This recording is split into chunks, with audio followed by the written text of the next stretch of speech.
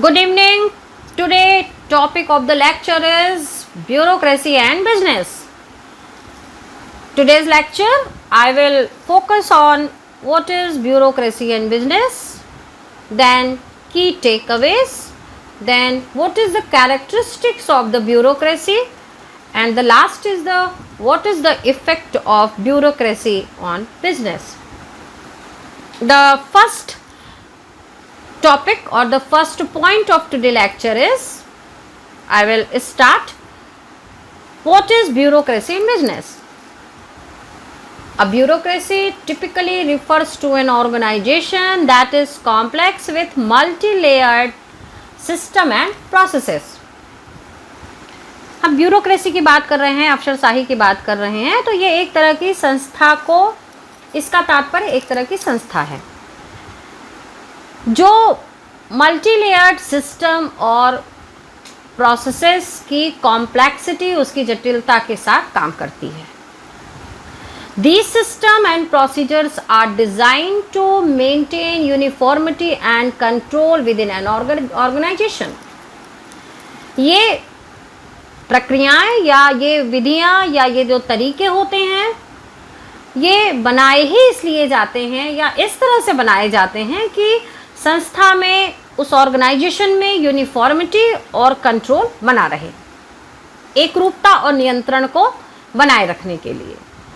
So a bureaucracy describes the established methods in large organization.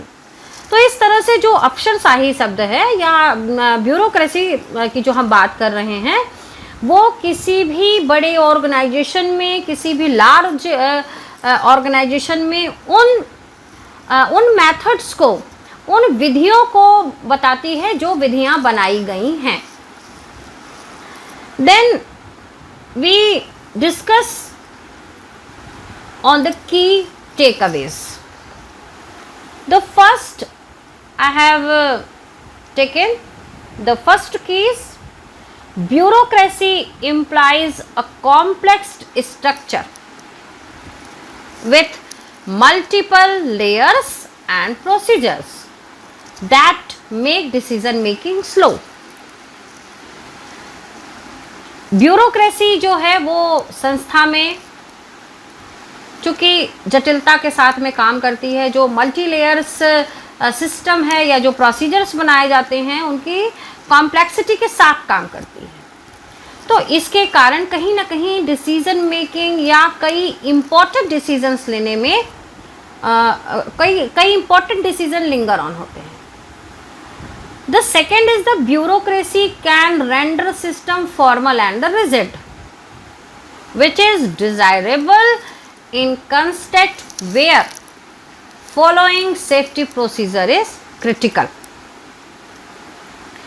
तो दूसरा जो है कि फॉर्मल और रिजिड सिस्टम की बात करते हैं हम ब्यूरोक्रेसी में, जो कहीं ना कहीं से ऑर्गेनाइजेशन में या ऑर्गेनाइजेशन जिन मोटिव्स के लिए, जिन गोल्स के लिए रन कराया जा रहा है, ऑपरेट किया जा रहा है, उसमें डिसीजन मेकिंग को लिंगर ऑन तो करता ही करता है, साथ ही साथ में सेफ्टी प्रोसीजर्स को भी सेफ्टी प्रोसीजर्स भी क्रिटिकल हो जाते हैं. Then the next part of today lecture is the characteristics of a bureaucracy. Structurally, bureaucracy stems from the effort to govern organizations through closed system. यदि हम बात करें कैरेक्टरिस्टिक की, तो संरचनात्मक रूप से जो ब्यूरोक्रेसी है वो अपने क्लोज सिस्टम से ऑर्गेनाइजेशन को गवर्न करती है या रेगुलेट करती है. Closed system are formal and rigid to maintain order. और इनका जो सिस्टम है, इनकी जो काम करने की जो प्रक्रिया है या जो इनकी जो प्रणाली है, वो कहीं ना कहीं पर फॉर्मल और रिजिड है उस ऑर्डर को मेंटेन करने के लिए। So procedural correctness is paramount within a bureaucracy. Perhaps the single most identifiable characteristics of a bureaucracy is the use of hierarchical procedures to simplify or replace autonomous decision. Then the next is the characteristics of the bureaucracies. A bureaucrat makes implicit assumptions about an organization and the world with which it interacts. One of these assumptions is that the organization cannot rely on an open system of operations, which is either too complex or too uncertain to survive. Instead, a closed and rationally reviewed system should be implemented and followed. तो जैसे हम characteristics की बात कर रहे थे, तो पहला जो मैंने कहा कि ब्यूरोक्रेसी में ये एक कैरेक्टरिस्टिक्स है, ये इसकी विशेषता है कि हायरार्किकल प्रोसीजर्स को फॉलो करता है। हायरार्किकल प्रोसीजर मतलब जो एक क्रम या अनुक्रम चला आ रहा है टॉप टू बॉटम, ये इसी को ही फॉलो करता है। दूसरी चीज़ जो मैंने कही कि जो ब्यूरोक्रेट्स हैं, जो अफसर हैं, वो इम्प्लिसिट एजम्पशंस करते हैं ऑर्गेनाइजेशन के लिए और अदर वर्ल्ड के साथ में या एक्सटर्नल के साथ में उसी के थ्रू इंटरेक्ट करते हैं। इसमें कुछ एजम्पशंस ऐसे भी होते हैं जिनको ऑर्गेनाइजेशन में अप्लाई करने पे, फॉलो करने पे या इम्प्लीमेंट करने से पूरी तरह से खुल के संचालन नहीं हो पा रहा हो, या इसे भी कहा जा सकता है कि which is either too complex, वो बहुत जटिल भी हो सकता है, और टू अनसर्टेन टू सर्वाइव, और जिसमें सर्वाइव करना भी काफ़ी मुश्किल होता है। तो ऐसी कंडीशन में a closed end rationally reviewed system should be implemented and follow. एक विवेकशील रिव्यूड सिस्टम या पुनरावृत्ति विधि को यदि प्रयोग में लाया जाए और उसको ही इम्प्लीमेंट किया जाए तो ये काफ़ी अच्छा होगा। नेक्स्ट जो हम बात कर रहे थे कि how does bureaucracy affect a business. So bureaucracy has more sending effects on greasing ones. कई तरह के यदि हम कहें कि ब्यूरोक्रेसी के सिर्फ निगेटिव ही इफ़ेक्ट्स हैं तो ऐसा नहीं है, पॉजिटिव इफ़ेक्ट्स भी होते हैं। तो इसीलिए सैंडिंग इफ़ेक्ट्स की हम बात कर रहे हैं। अब world bank study in 2017 found that the higher the level of bureaucracy, the higher the level of corruption. ये माना जाता है कि जहाँ पर ब्यूरोक्रेसी ज़्यादा है, अफसरशाही ज़्यादा है, वहाँ करप्शन का लेवल भी उतना ही ज़्यादा होता है। So bureaucracy invariably breed corruptions and lower growth by complicating the normal flow of business. एक नॉर्मल वे में जिस तरह से बिजनेस को चलना चाहिए, फ्लो करना चाहिए, ब्यूरोक्रेसी उसमें कहीं ना कहीं पर उसकी ग्रोथ को कम करता है और करप्शंस को ब्रीड करता है या पैदा करता है। तो ब्यूरोक्रेसी की जहाँ तक हम बात करते हैं तो ब्यूरोक्रेसी के निगेटिव और पॉजिटिव दोनों ही इफ़ेक्ट हो सकते हैं।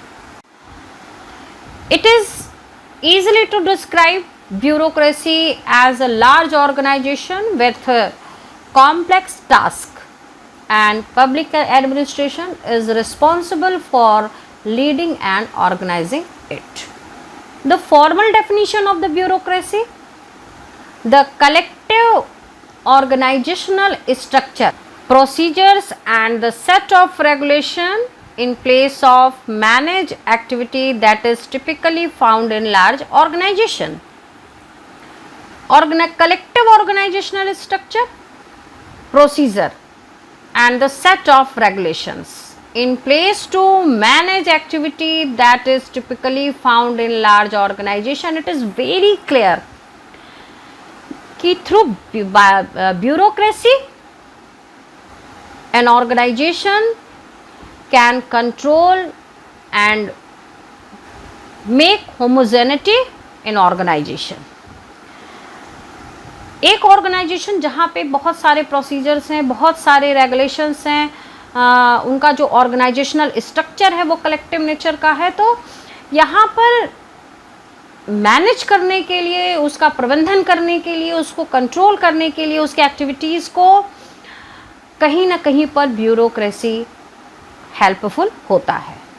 सो such a structure, such an organisation has an authority which is exercised by bureaucrats. The bureaucrats exercise their authority only because they hold public office. They exercise authority with well-defined rules and regulations. Thus, bureaucracy is essentially an organization with definite rules, regulations, power and functions. तो यदि हम bureaucracy की importance की बात करें तो कुल मिला के ब्यूरोक्रेसी एक इसेंशियल है एक ऑर्गेनाइजेशन में, कुछ जिन रूल्स के साथ में, उनके रेगुलेशंस के साथ में, अपनी शक्तियों के साथ में और अपने कार्यों के साथ में. तो यदि ये कहा जाए कि ब्यूरोक्रेसी के निगेटिव का सिर्फ एक निगेटिव एस्पेक्ट है, तो ऐसा नहीं है. ब्यूरोक्रेसी कहीं ना कहीं ऑर्गेनाइजेशन को कंट्रोल करने में, मैनेज करने में एक अहम भूमिका निभाती है. Now we come to the point, components और the elements of bureaucracy. The first component of the bureaucracy is the division of work. The second is hierarchy. Third is office property, and office is not treated as personal property. The fourth is written procedures, document and file keeping, and the fifth is the rules and regulations. हम बात करेंगे bureaucracy के elements की या components की, कारकों की बात करेंगे कि अफसरशाही के कौन कौन से कारक होते हैं. The first is division of work, कार्य का बंटवारा. ये जो डिवीजन ऑफ वर्क होता है, ये टॉप टू बॉटम की हम बात करते हैं कि जो ऑर्गेनाइजेशनल स्ट्रक्चर होता है या जो ऑर्गेनाइजेशनल फॉर्म होता है इनका, वो टॉप लेवल से बॉटम लेवल तक जाता है और उसी हिसाब से डिवीज़न ऑफ वर्क होता है, उसी हिसाब से कार्य का बंटवारा होता है. दूसरा जो मैंने कहा हायरार्ची, ये एक क्रम में ही रहता है, एक अनुक्रम में ही रहता है कि टॉप में डायरेक्टर होगा, उसके बाद में कौन होगा, उसके बाद कौन होगा, तो उसको मैं भी आगे इसको भी एलैबोरेट करूँगी. थर्ड है office property, and offices is not treated as a personal property. जो भी कार्यालय की संपत्तियां हैं या कार्यालय है, ये पर्सनल प्रॉपर्टी के फॉर्म में ट्रीट नहीं किया जाता है. फोर्थ है रिटन प्रोसीजर्स. इनकी जितनी भी प्रक्रियाएं होंगे, डॉक्यूमेंट्स होंगे, जितनी भी फाइल्स होंगी, ये सब राइटिंग फॉर्म में होती हैं, ये सब लिखित होती हैं. And the fifth is the rules and regulations. इनके नियम और नियम होते हैं, रूल्स होते हैं, और रेगुलेशंस नियमन, यानी रूल्स को बनाना और उस रूल्स को रेगुलेट करना. इसके बाद हम लोग बात करेंगे जो मैंने कहा डिवीज़न ऑफ वर्क. पहला जो मैंने टॉपिक कंपोनेंट्स में कहा, the first is the task and functions are divided into different categories. Every category has official duties with some authorities given to employees to perform those duty. जो भी task होंगे, जो भी फंक्शंस होंगे, वो different categories में divide होते हैं. हर कैटेगरी की अपनी ऑफिशियल ड्यूटीज़ होती हैं, इनके अपने कुछ अथॉरिटी होती है जो एम्प्लॉयज़ को उनकी ड्यूटीज़ को परफॉर्म करने के लिए ड्यूटीज़ बताती है या ड्यूटीज़ प्रोवाइड करती है. Then in the division of work is the next is the every employee knows the limit of his or her job and is based on his or her specialization.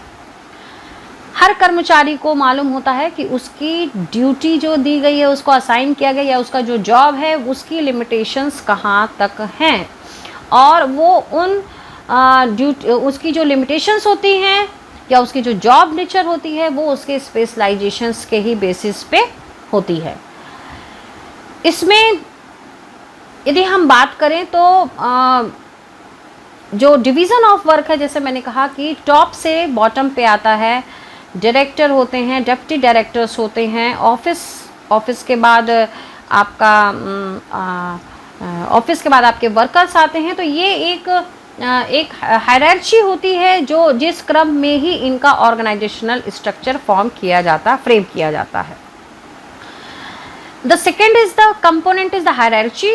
Offices are vertically arranged with a chain of command in order to coordinate and incorporate the task and functions of the different categories. An organization is based upon hierarchy of the authority. Authorities follow from up to down. वही मैंने कहा top to bottom होती है. जैसे top की बात करें तो owners, after that owners is the director, after director is the manager, और then supervisors, and the last is the workers. The third is the office property.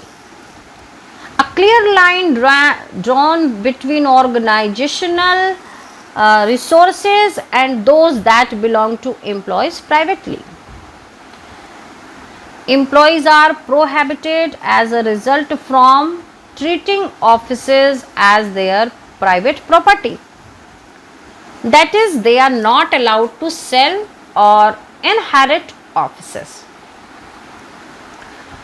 ये भी यहाँ क्लियर है कि एक क्लियरिटी होती है ऑर्गेनाइजेशनल स्ट्रक्चर, ऑर्गेनाइजेशनल रिसोर्सेज में, जो एम्प्लॉयज़ को उसकी प्राइवेट एसेट और ऑफिस एसेट्स को अलग अलग करती हैं. कोई भी एम्प्लॉय, कोई भी ऑफिसर किसी भी एसेट को ना सेल नहीं कर सकता है.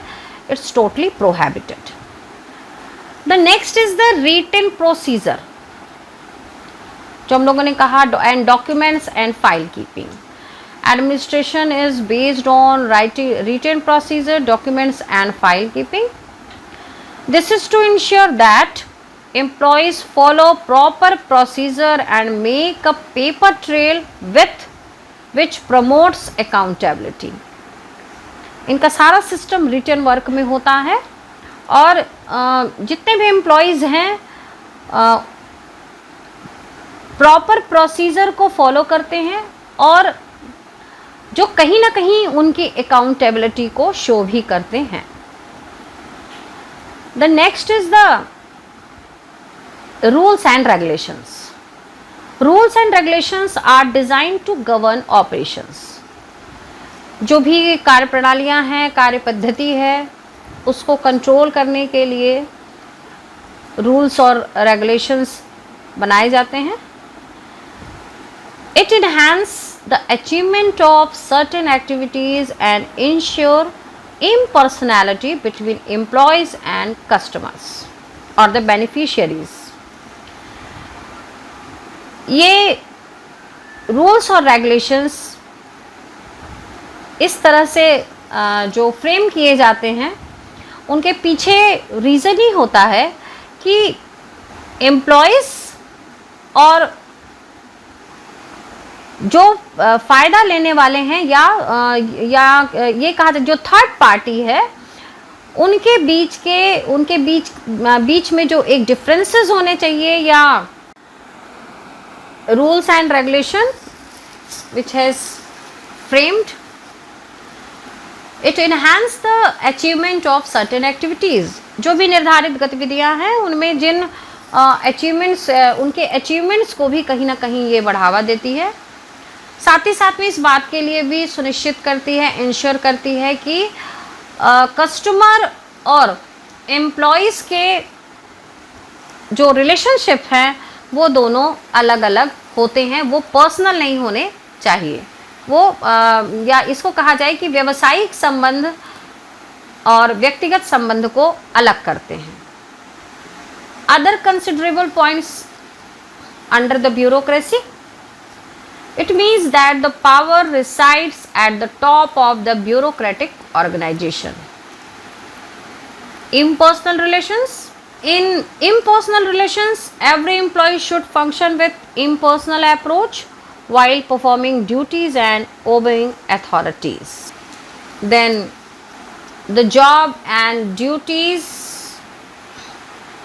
will be assigned based on employees' specialization and expertise.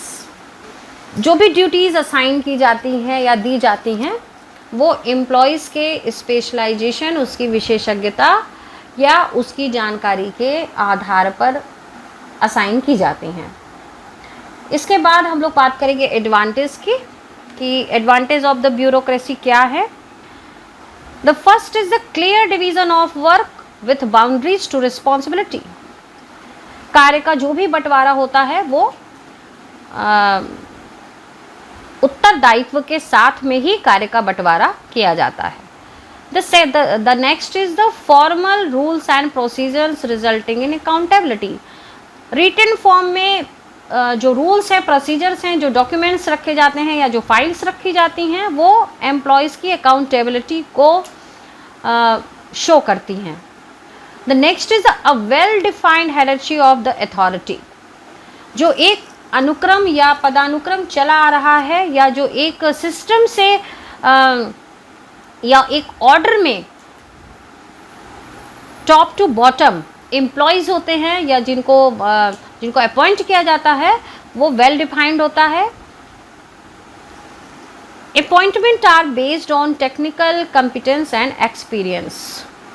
जो भी नियुक्तियां होती हैं वो तकनीकी योग्यता के या उनके अनुभव के आधार पर होती हैं। Formal documentation of action and decision.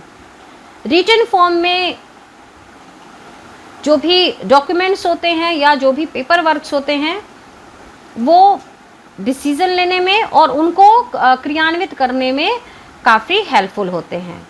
Long term career advancement, just like job security, pension package and training and development. In a bureaucracy, each employees of the organization knows what their duties are within the organization and therefore many tasks will be performed quickly and efficiently. क्योंकि सबको well define होता है, जो भी duties assign की जाती हैं वो उनके एक्सपीरियंस और उनके स्पेशलाइजेशन पे बेस्ड होती हैं। तो ऐसी कंडीशन में एम्प्लॉयज़ को ये फुल नॉलेज होता है, ये पूरा ज्ञान होता है कि उनको अपनी ड्यूटीज़ को कैसे परफॉर्म करना है। तो इस नॉलेज की वजह से या पहले की जानकारी होने के कारण वो अपने काम को इफ़िशिएंटली और बहुत तेज़ी के साथ में करते हैं। So what are the problems of the bureaucracy? Let we discuss. Bureaucracies are not as efficient as the private sector organizations. ये माना जाता है कि जो अफसरशाही अफसर हैं या अफसरशाही की जो हम बात करते हैं वो उतने एफिशिएंट नहीं होते हैं जितने प्राइवेट सेक्टर के ऑर्गेनाइजेशन में होते हैं। They are slow in term of the service provision. चूँकि इनकी टर्म कंडीशंस या इनकी सर्विस के जो एडवांटेज होते हैं वो प्री डिसाइडेड होते हैं, तो ऐसी कंडीशन में इनका जो वर्किंग प्रोसेस होता है या इनकी जो कार्य की पद्धति होती है ये काफ़ी स्लो होती है। डिसीजन मेकिंग इज स्लो और even impossible when facing some unusual event. Decision making भी इनकी फास्ट नहीं होती है, काफ़ी स्लो होती है और जिसके कारण कई बार कई तरह की हानियाँ भी होती हैं। लॉन्ग एंड कॉम्प्लेक्स प्रोसीजर, काफ़ी लंबी प्रक्रिया होती है, ये भी इसका एक बहुत बड़ा डिसएडवांटेज या एक प्रॉब्लम है। delaying change and adoption of old procedure to deal with the new circumstances। नई परिस्थितियों के हिसाब से पुरानी चीज़ों को बदलना और नई को अप्लाई करना, ये भी काफ़ी मुश्किल होता है। Next is the in employees relationship and dealing. Rules of the bureaucracy can dehumanize workers, turning them into robots, focusing on only money as a motivation and ignoring other psychological motivation। ये एक बहुत बड़ा drawback होता है कि bureaucracy में जो employees हैं उनका वो कहीं ना कहीं पर डीह्यूमलाइज वर्कर्स को करते हैं और ऐसी कंडीशन में एक मोटिवेशनल फैक्टर के फॉर्म में काम ना करते हुए सिर्फ उनका जो मोटिव होता है या उनका जो फोकसिंग पॉइंट होता है वो होता है मनी। इसके साथ ही साथ में कुछ साइकोलॉजिकल जो मोटिवेशन एम्प्लॉयज़ को दिए जा सकते हैं वो भी यहाँ पर नहीं पाए जाते हैं, क्योंकि ये फुली सेंट्रलाइज होते हैं मनी मेकिंग पे।